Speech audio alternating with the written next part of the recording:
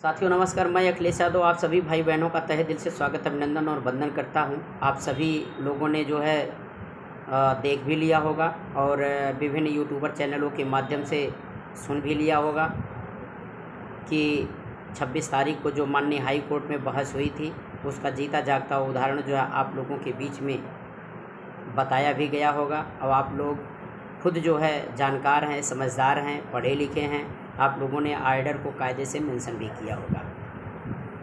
आज जो आर्डर आया है उस आर्डर के प्रथम पैरा में ही सारी चीज़ें जो है स्पष्ट कर दी गई हैं माननीय न्यायमूर्ति द्वारा।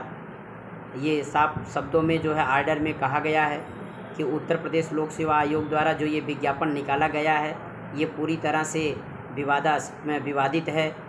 ये स्पष्ट नहीं है कि ये भर्ती 9 to 10 के लिए है या 6 to 10 के लिए। मामला इसी पे छिड़ा हुआ है।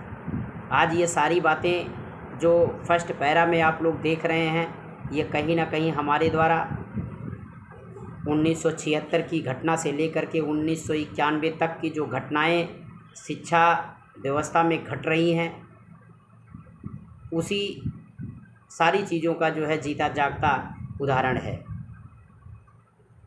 1976 में आप लोगों ने क्या देखा वो सारी चीज़ें हमने आप लोगों के बीच में शेयर भी किया था। 1991 और 89 में तथा 92 में क्या घटनाएं घटी हैं और वर्तमान में ये सारी चीज़ें जो है चल रही हैं। कहीं ना कहीं सरकार 9 to 10 अध्यापकों की नियुक्ति करता था LT या फिर TGT के द्वारा और उससे संबंधित जो 6 से 8 की कक्षाएँ संचालित थी अगर वादन बचता था तो वहाँ पढ़ाने का काम करता था। एक प्रकार का यह कंडीशन जो है लागू कर दिया गया था 1976 की व्यवस्था में कि अगर वादन बचते हैं तो आप 6, 7, 8 को पढ़ाएंगे, अगर वादन नहीं बचते हैं तो बच्चे जो है लावारिस की तरह जो घूमते रहेंगे। ये उत्तर प्रदेश की शिक्षा व्यवस्था है और शिक्षा विभाग के आला अधिकारियों की देन है। यह व्यवस्था केवल उत्तर प्रदेश में है, यह व्यवस्था और राज्यों में नहीं है। आज ये व्यवस्था 50 सालों से उत्तर प्रदेश में चल रही है। इसका मतलब है कि इस पर किसी ने ध्यान नहीं दिया और न ही इस पर किसी ने आवाज़ उठाया। उत्तर प्रदेश का एकलौता व्यक्ति हूँ। सबसे पहले हमने उत्तर प्रदेश में प्रमोशन पे स्टे लेने का काम किया। आज जो है 50 साल की व्यवस्था को हमने जो है चैलेंज किया है और मैं ये दावे के साथ कहता हूँ कि उत्तर प्रदेश सरकार और लोक सेवा आयोग जितनी भी तुम्हारी औकात हो तुम लगा लेना। इस बार 50 साल की व्यवस्था को मैं तोड़ने जा रहा हूं और गारंटी के साथ मैं तोड़ दिया हूं। सरकार और सरकार का सचिव जो जवाब लगाएगा वो मुझे मालूम है। प्रमोद कटियार की याचिका 2732 में जो जवाब लगा था वही जवाब जो है सरकार के पास जो है जवाब लगा करके जो है माननीय हाई कोर्ट में जो है सबमिट करने का काम करेगी और उस जवाब से ये साफ स्पष्ट हो जाएगा कि 1991 के बाद जो है LT या फिर TGT ग्रेड जो है 6 to 10 हो गया है।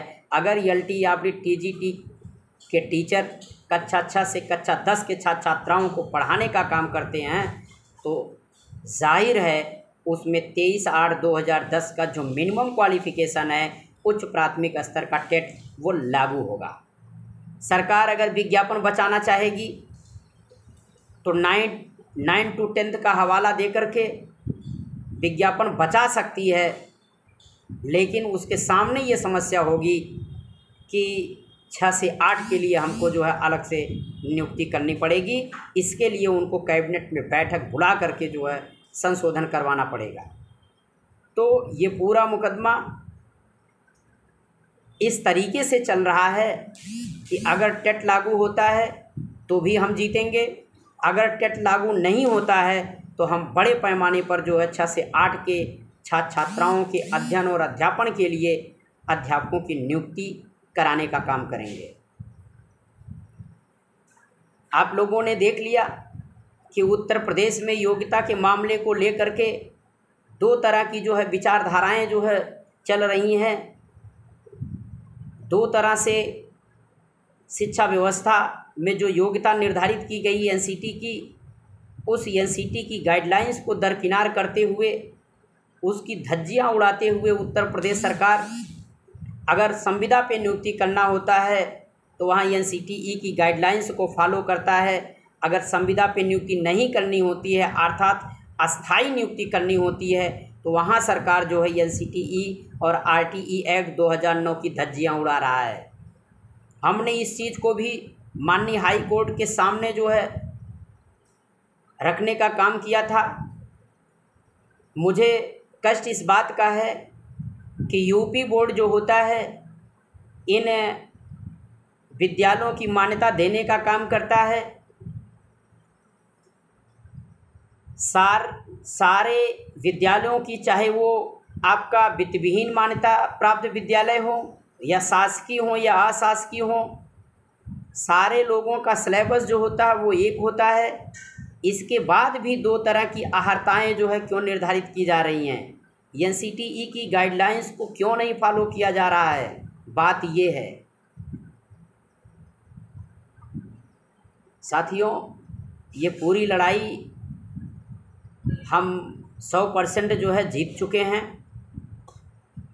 अब सरकार का सरकारी सचिव आवे और जवाब लगावे। कुछ लोग कह रहे हैं कि 11 सितंबर को डेट लगी है, मामला अनलिस्टेड में गया है। तो मित्रों, मैं आपको बताते चलूँ, सरकार जब किसी भी मैटर पर अगर काउंटर कॉल करती है तो जो अब का हाई कोर्ट का नियम है, रूल है, काउंटर के बाद जो है आपका मामला जो है एडिशनल में जाएगा। ये 100% निश्चित है।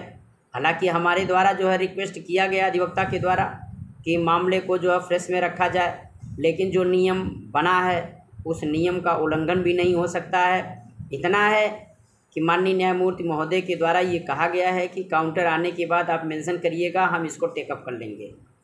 तो वहाँ टेकअप और टेकअप ना होने की कोई बातें नहीं है। मैं देख रहा हूँ कि ग्रुप में कुछ लोग जो है इस तरह की बातें रख रहे हैं। आपसे मेरी अपील है कि आप लोग नकारात्मक सोच ना रखें, हमेशा पॉजिटिव बने रहें। अगर पॉजिटिव रहेंगे तो सरकार आपके साथ धोखाधड़ी का खेल नहीं खेलेगी। अगर आपके अंदर नकारात्मक विचार आएंगे तो सरकार वही 1976 की जो पद्धति चली आ रही है उसी पद्धति के तहत जो है 9 to 10 की नियुक्ति करेगी और 6, 7, 8 को पढ़वाएगी। आप हर बार जो है टेट देते रहेंगे उच्च प्राथमिक स्तर, लेकिन उसका कोई मतलब नहीं होगा। आपकी नकारात्मक और आपके संघर्ष न करने का परिणाम है कि परिषदीय उच्च प्राथमिक विद्यालयों में जहाँ 44,000 विद्यालय हैं वहाँ 100% जो है प्रमोशन किया जा रहा है। हालांकि हमारे द्वारा प्रमोशन को रुकवाने का भी काम किया गया है। हमने इनकी पूरी बेसिक शिक्षा नियमावली को भी हमने चैलेंज करके रखा है। सरकार की हिम्मत नहीं है कि सरकार प्रमोशन कर ले। अगर सरकार प्रमोशन करेगी तो एक बार अखिलेश यादव से अनुमति लेना पड़ेगा, ये मैं दावे के साथ कह रहा हूँ। इसी के साथ आप लोगों से मेरी एक विनम्र निवेदन है कि प्लीज़ आप लोग अपने अंदर नकारात्मक विचार न लाएं और पॉजिटिव होकर के हमारा सहयोग और साथ दें। अभी लड़ाई परिषदीय उच्च प्राथमिक विद्यालयों में 50% सीधी भर्ती की है। जो हमने याचिका संख्या 1090/2024 जिसमें उत्तर प्रदेश सरकार को जो है काउंटर दाखिल करने के लिए बोला गया है, आज सरकार वहाँ से भी भाग रही है। लेकिन याद रखिएगा, जैसे ही प्रमोशन का लेटर ये जारी करेंगे, हम अपनी 1090 याचिका का हवाला दे करके 50% सीधी भर्ती 19वें अमेंडमेंट के तहत बहाली के लिए हम इनके प्रमोशन को भी स्टे करवाने का काम करेंगे, क्योंकि वही हमारे पास एक रास्ता है। प्रमोशन जब स्टे होगा तो सरकार नियम और नियमावली में संशोधन करके आपको 50% सीधी भर्ती देगी, क्योंकि माननीय सर्वोच्च न्यायालय द्वारा ये साफ कह दिया गया है कि बीएड 6 to 8 के लिए एलिजिबल है। अगर बीएड 6 to 8 के लिए एलिजिबल है तो आपको 100% प्रमोशन करना ये पूरी तरह से गलत है। धन्यवाद।